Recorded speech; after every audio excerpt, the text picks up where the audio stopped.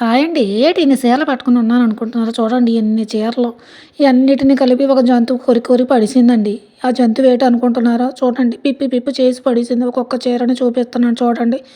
ఎంత గట్టిగా పట పట పట పట అని కొరికి పడేసిందనుకోండి. మరి మీ చీరలో ఎప్పుడైనా ఈ జంతువు కొరికి పడేసిందా? చెప్పండి ఒకసారి. అసలు జంతువుని ఏటి చేయాలో మీరే చెప్పండి. దానికి ఎన్ని చేసినా అది వెళ్ళిపోవట్లేదండి. ఇంట్లోనే పడేడుతున్నది.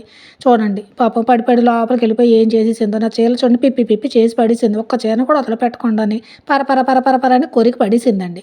చూడండి పిప్పి పిప్పి చేసింది. చీరలన్నీ నేనేటి చేయాలో నాకసలు అర్థం కావట్లేదు. నాకు చాలా ఇష్టమైన చీరలండి ఇవన్నీని.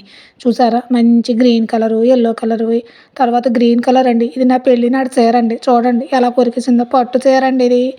ఇది చూడండి ఇది కూడా మంచిగా ఇవి మాత్రం కొన్ని నార్మల్ చీరలనుకోండి. చూడండి అన్ని చీరలు కొరికి పడేసి తర్వాత ఇది చచ్చిపోయినది.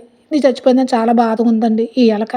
ఇది చూడండి మంచి చీరండి. మరి దీన్ని ఏటి చేయాలో నాకు అర్థం కావట్లేదు. చూడండి పిప్పి పిప్పి చేసి పడేసింది. అక్కడ ముక్కలు పడేసింది. తర్వాత కిందన చూపిస్తున్నాను చూడండి.